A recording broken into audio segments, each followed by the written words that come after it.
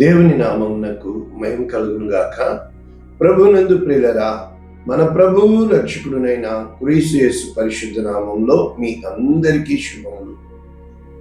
26వ తేదీ సెప్టెంబర్ మాసము 2025 సంవత్సరం. ఈరోజు దేవుడు నీతో చెప్తున్న గొప్ప అద్భుతమైన వాగ్దానం. సియోను కుమారి, నీ దోష శిక్ష సమాప్తమాయెను. కుమారి, నీ దోష శిక్ష సమాప్తమాయెను.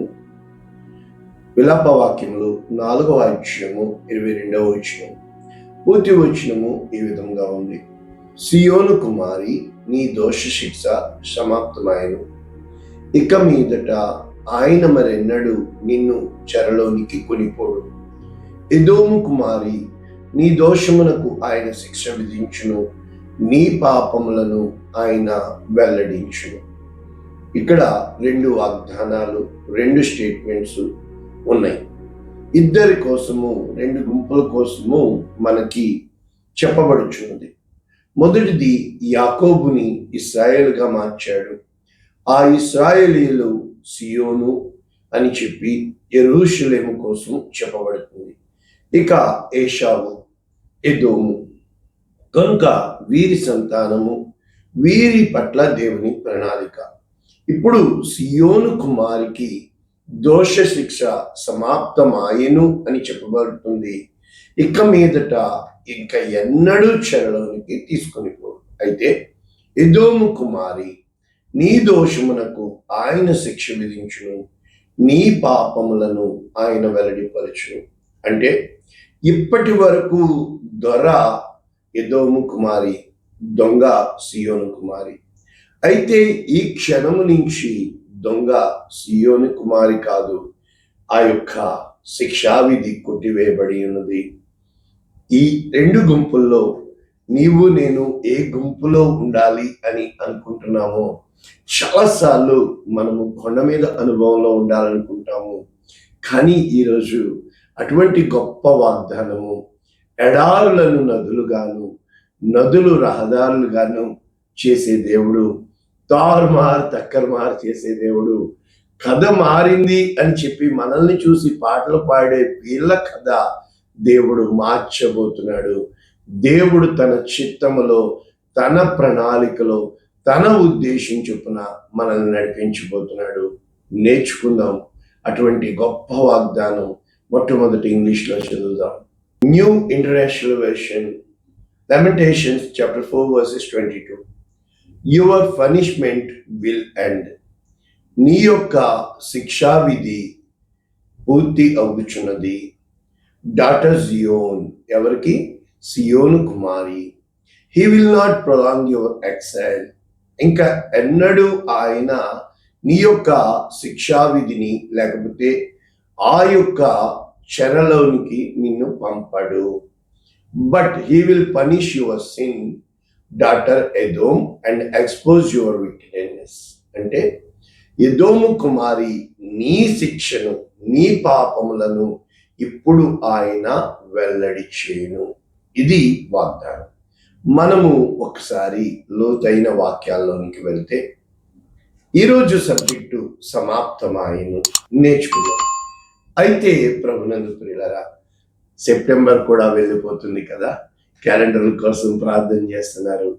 దేవుడు ఖచ్చితంగా తన సేవకుడిని, తన దీనదాసుని జ్ఞాపకం చేసుకుంటాడు.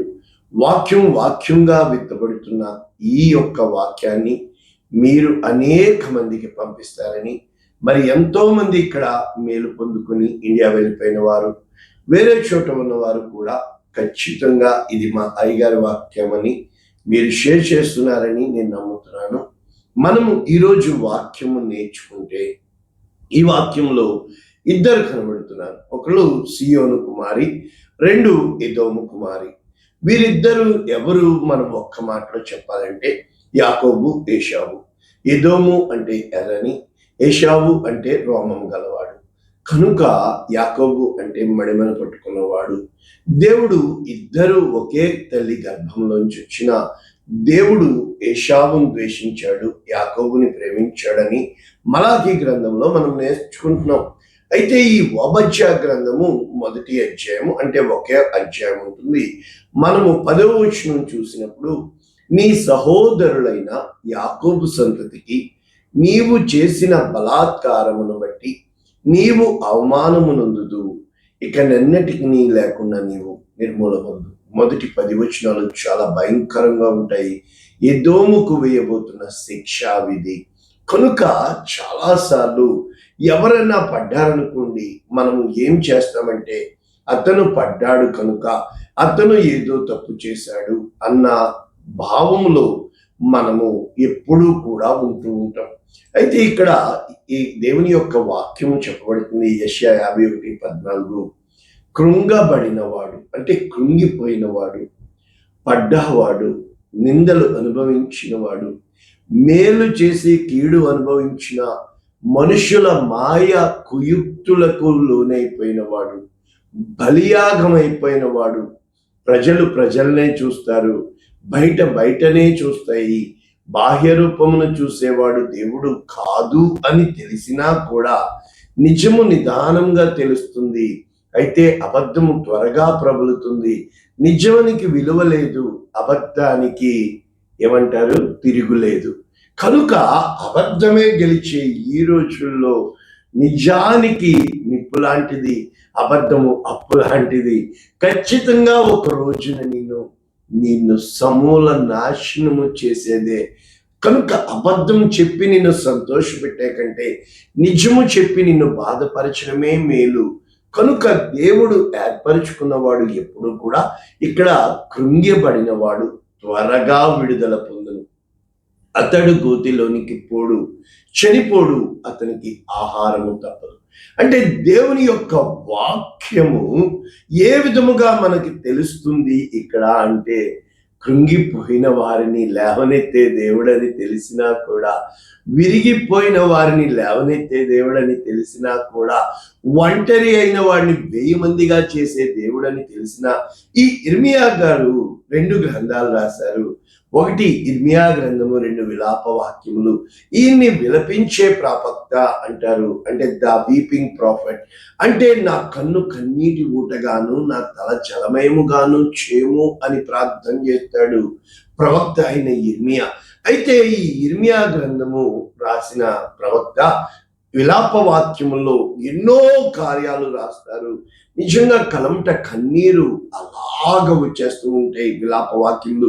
ఇంత దారుణమైనదా దేవుని శిక్షా విధి, ఇంత ఘోరంగా బబులోనీయులు ఇశ్రాయేలుకి చేశారా అని చెప్పి గుండె పగిలేటట్లు ఏడవాలి అనిపిస్తూ ఉంటుంది.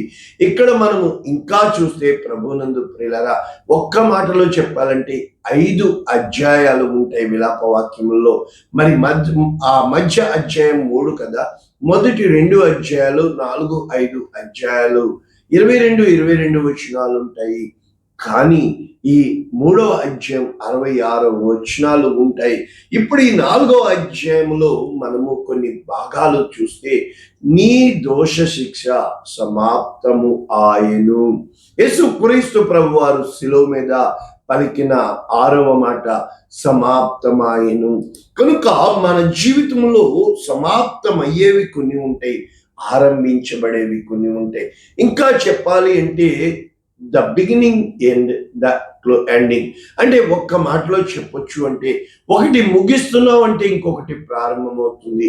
అర్థం ఏంటంటే, నీ దోష శిక్ష ముగించబడినది అంటే అర్థం, భావం ఏంటో తెలుసా? ఒక్క మాటలో చెప్పాలంటే, ఇది మొదలుకొని నేను మిమ్మల్ని ఆశీర్వదించదను. అంటే నిన్ను ఆశీర్వదించాలి అంటే దేవుడు, నీవు వెల చెల్లించాలి, నీవు పుటము వేయబడాలి, నీవు పరీక్షింపబడాలి, నీవు శోధింపబడాలి.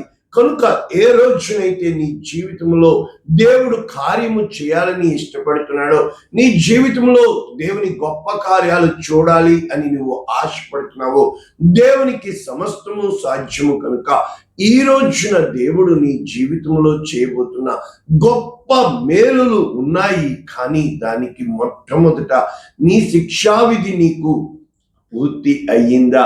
కనుక ఇక్కడ మనము ఇంకొక వచనం మనందరికీ తెలిసింది, యెషయా 60:20 చూస్తే, నీ సూర్యుడు ఇకను అస్తమించడు, నీ చంద్రుడు క్షీణింపడు, యెహోవాయే నీకు నిత్యమైన వెలుగుగా ఉండును, నీ దుఃఖ దినములు సమాప్తం. కనుక ఖచ్చితంగా నీ దుఃఖ దినములు సమాప్తములు అయ్యే రోజు ఉంది. నీ దేవుడు, నీ రక్షకుడు నీ చెయ్యి పట్టుకుంటాడు, ఆయన నిన్ను లేవనెత్తుతాడు. కృంగిపోయిన వారికి ఆయన ఆసనుడు, ఆయనకి అసాధ్యమైనది మరుగైనది ఏదీ లేదు. ప్రభునందు ప్రియులారా, ఇక్కడ మనము వాక్యాలు నేర్చుకుంటే దేవుని యొక్క వాక్యము ఖచ్చితముగా ఈ యొక్క యోబు గారి జీవితంలో మనము ఎన్నో అనుభవాలు చూసినప్పుడు 20వ అధ్యాయం 27వ వచనం, ఆకాశము వారి దోషమును బయలుపరచును, భూమి వారి మీదకి లేచును, వారి ఇంటికి వచ్చిన ఆజ్ఞన కనబడకపోను, దేవుని కోపదినమున వారి ఆస్తి నాశనమగును, కనుక దుష్టులైన నరులకు ప్రాప్తించుబా. మనందరికీ తెలుసు, ఖచ్చితంగా దుష్టులను శిక్షిస్తాడు, ఆయనకి ఇష్టమైన వారిని రక్షిస్తాడు. అయినా కూడా కళ్ళ ముందు కనబడేదే సత్యము అనుకుంటూ ఉంటాం, తొందరపాటు పడేవారముగా ఉంటాం, అయ్యో వీరే బాగున్నారు కదా అనుకుంటూ ఉంటాం. కానీ ఈ రోజున దేవుడు నీతో స్పష్టంగా మాట్లాడాలి, నీకు చెప్పాలి అనుకుంటుంది. ఇక్కడ ఎందుకు గోతిలోనికి పోడు అన్నది మనం చూసినప్పుడు, ప్రభునందు ప్రియులారా, దేవుని యొక్క వాక్యము దేవుడు సెలవిస్తున్నాడు ఈ యెషయా 51లో, నేను నీ దేవుడనైన యెహోవాను. అయితే ఆయన పరాక్రమం గురించి చెబుతూ, సముద్రము యొక్క కెరటములు ఘోషించినట్లు దానిని రేపువాడని నేనే, సైన్యములకు అధిపతి యెహోవా నా పేరు, నేను ఆకాశములను స్థాపించినట్లు భూమి పునాదులను వేయనట్లు నా జనము మీరే అని సియోనుతో చెప్పినట్లు నీ నోట నా మాటలు ఉంచి నా చేతి నీడలో నిన్ను కప్పాను అని చెబుతూ, యెరూషలేమా లెమ్ము లెమ్ము లెమ్ము, యెహోవా క్రోధ పాత్రను ఆయన చేతిలో నుండి పుచ్చుకొని త్రాగిన దానా, కనుక నీవు నిలబడు చాలు, ఇక నీకు ఎవ్వరూ లేరే, దిక్కు లేక గుండె పగిలి ఈ 2 అపాయములు నీకు సంభవించెను, నిన్ను వదార్చగలవాడెవడు, పాడు నాశనము కరువు ఖడ్గము నీకు ప్రాప్తించాను, నేను నిన్నెట్లు వదార్చుదును, కనుక నీవు ఎప్పుడైతే దేవుని చేతిలో పడుట బహు భయంకరము, కనుక దేవుడు ఈరోజు నీతో చెబుతున్న మాట, కనుక ఈ ప్రభువు యెహోవా నీ యొక్క శిక్షా విధిని కొట్టివేసి ఉన్నాడు, ఇదిగో ఆ క్రోధ పాత్రను తీసివేసి ఉన్నాడు, ఇక నీవు దానిని త్రాగవు, కానీ నీ శత్రువులకు ఆయన ఇవ్వబోతున్నాడు. కనుక మనము ఇక్కడ అసలు ఏ శిక్షా విధి, అసలు ఏమి జరిగింది అని మనము ముందు వెనక చూస్తే, దేవుని యొక్క వాక్యము స్పష్టముగా మనము ఒక్కసారి ఇర్మియా గ్రంథము 25:11 చూస్తే, దేవుడు ముందుగానే తన ప్రవక్త ద్వారా బయలుపరిచి, ఈ దేశం అంతయు పాడుగాను నిర్జనముగాను, అంటే జనము లేనిదిగాను ఉండును, ఈ జనులు 70 సంవత్సరములు బబులోను రాజుకు దాసులుగా ఉండును. కాబట్టి ఏమవుతుంది, సంతోషనాదము ఉల్లాస శబ్దము ఇవన్నీ లేకుండా నేను చేస్తాను. ఈ 70 సంవత్సరములు గడిచిన తర్వాత నేను వారి దోషములను బట్టి నేను క్షమించి, అయితే కల్దీయుల దేశమును నేను శిక్షిస్తాను. కనుక ఇదే వాక్యాలు ఇర్మియా గ్రంథం 29:10లో యెహోవా ఈ ఆజ్ఞ ఇచ్చున్నాడు, బబులోను రాజ్యమునకు 70 సంవత్సరములు గతించిన తర్వాత మిమ్మును గూర్చిన శుభవార్త నేను పలికెదను, తిరిగి మిమ్మల్ని స్థాపిస్తాను, నేను మిమ్మును గూర్చి ఉద్దేశించిన సంగతులు నేను ఎరిగే ఉన్నాను, రాబో కాలమందు మీకు నిరీక్షణ కలుగునట్లుగా అవి ఎంత మాత్రమూ హానికరమైనవి కావు అని దేవుని యొక్క వాక్యం చెబుతూ, ప్రభువునందు ప్రియులారా, ఈ రోజున ఇవే వాక్యాలు యెషయా గ్రంథం 40వ అధ్యాయంలో రాస్తూ, నా జనులను ఓదార్చుడి, యెరూషలేముతో ప్రేమగా మాట్లాడి, ఆమె యుద్ధ కాలం సమాప్తి. అంటే మన బ్రతుకు దినములు యుద్ధ కాలం వలె ఉంటాయి కదా. ఏ విధముగా భయంకరమైన సమస్యల గుండా వెళ్ళవలసి వస్తుంది కదా. అటువంటి స్థితిలో ఆమె దోష రుణము తీర్చబడెను. యెహోవా చేతి వలన ఆమె సమస్త పాపముల నిమిత్తము రెండింతలు పొందినను సమాచారం ప్రకటించింది. ఏ రోజునైతే ప్రభువునందు ప్రియులరా నీ జీవితంలో, నా జీవితంలో దేవుని మందు మనము లక్ష్యం ఉంచుతామో, ఇక్కడ ఈ యొక్క ఆ యొక్క విలాప వాక్యములు 4వ అధ్యాయం మనం చూసినప్పుడు ఆ మొదటి వచనము ఏ విధంగా ప్రారంభమవుతుంది, మనకి స్పష్టంగా బంగారము ఎట్లు మందగిలినది, మేలిమి బంగారం ఎట్లు మార్చబడినది అని చెబుతూ దేవుని యొక్క వాక్యము మేలిమి బంగారంతో పోల్చదగిన సియోను ప్రియ కుమారులు ఎలాగ మట్టిగా మారిపోయారు. ఎందుకు ఈ విధముగా జరిగింది, నా బిడ్డలు ఎందుకు ఈ విధముగా అయిపోయారు, ఎందుకు వారు పెంటల మీదకి వెళ్ళిపోయారు, అయ్యో అని చెబుతూ అక్కడ ఆ సియోను కుమారి యొక్క ఆ భయంకరమైన శిక్షావిధిని బట్టి, అంటే ఎలాగూ చెప్పొచ్చుంటే వీరి యొక్క చర్మము ఎలా ఉండేది అంటే హిమము కన్నను శుద్ధమైన వారు, పాల కంటే తెల్లని వారు, పగడముల కంటే ఎర్రనివి, దేహకాంతము నీలం, ఇంగ్లీష్లో జ్యూయల్స్, యో ప్రెషియస్ బ్యూటిఫుల్, అయితే బొగ్గు కంటే నలుపాయను. అది ఎలాగైపోయిందంటే ఎముకలకు అంటి ఉన్నారు, ఎండిన కర్ర వంటిదైపోయాను. కాబట్టి పూర్తిగా క్షీణించిపోయారు నా బిడ్డలు. ఇంకా ఎంతవరకు అంటే ఆ స్త్రీ కన్న బిడ్డను వండుకొని తిన్నంతగా వారు అంతగా బహుహీన స్థితికి వెళ్ళిపోయిన తర్వాత వారు అప్పుడు దేవుని వైపు తిరిగినప్పుడు, ప్రభునందు ప్రియులరా నీ జీవితంలో, నా జీవితంలో ఈ కార్యాలు జరగాలంటే మరి దీని తర్వాత చూడాలి కదా. ముందు చూసాం కదా 5వ అధ్యాయం విలాప వాక్యములు, అక్కడ రాయబడుతుంది యెహోవా మాకు కలిగిన శ్రమ జ్ఞాపకం చేస్తుంది, మా మీద దృష్టి ఉంచి మా మీద వచ్చిన నింద చూడుము అని చెబుతూ దేవుని యొక్క వాక్యము ఇక్కడ స్పష్టంగా దేవునికి మొర్ర పెట్టుకుంటున్నారు. మా స్వాస్యము పరదేశుల పాలైను, అన్యులు మమ్మల్ని ఏలుతున్నారు, మేము దిక్కులేని వారము, తండ్రి లేని వారు. కనుక ఇప్పుడు అయితే నీవు నేను మనకి దాసులుగా ఉండవలసిన వారు మనల్ని ఏలికలుగా ఏలుతారో, ఇది దేవుడు నడిపించే విధానము.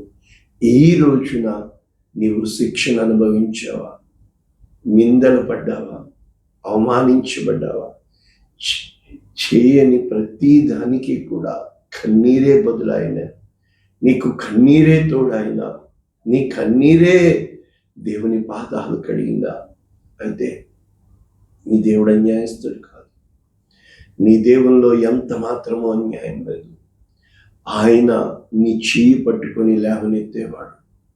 ఇప్పుడు మనుషులు ఎప్పుడైతే తిరిగి దేవుడు నిన్ను చేయి పట్టుకొని లేవనెత్తాడో ఏమంటారు తెలుసా, మాకు తెలుసండి, ముందే తెలుసండి, అయ్యి బాబా మీరు సిగ్గులేని జనాంగం, బుద్ధి లేని జనాంగం, నీతి జాతి లేని జనాంగాన్ని గొర్రెలతో పోలుస్తాడు. నువ్వు గొర్రెల్లో ఒకళ్ళా ఉంటావా, గొర్రెల కాపరిగా ఉంటావా?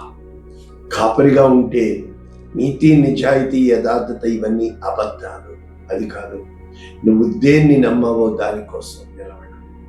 దేనికోసం నువ్వు త్యాగం అయిపోయావో ఏదైనా అవని నిలబడు.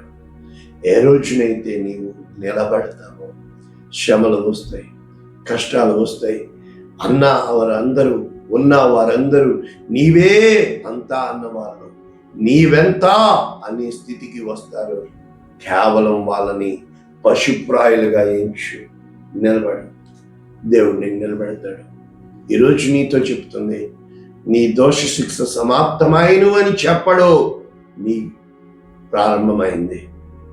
లే, యెహోవా నీ మీద ఉదయిస్తున్నాడు. చీకటిలోంచి బయటికి రా, వెలుగు నీకు మార్గము తెరుస్తుంది. నీవు ప్రకటించగా నీకు ముందుగా నీ సైన్యములకు అధిపతి యెహోవా ఉంటాడు.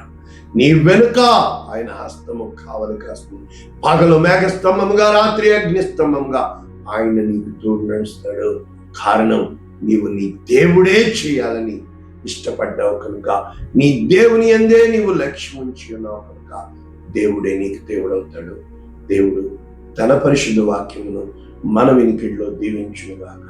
పరిశుద్ధుడా, ప్రేమ కలిగిన తండ్రి, విత్తబడిన వాక్యమును అనేక మందికి 100 30 60 100 1000 వీరి జీవితాల్లో నీకు స్థానం ఇచ్చేవారు వచ్చేవారు యేసునామములో దీవిస్తున్నాము తండ్రి. ఆమేన్. God bless you all. దేవుడు మిమ్మల్ని దీవించుగాక.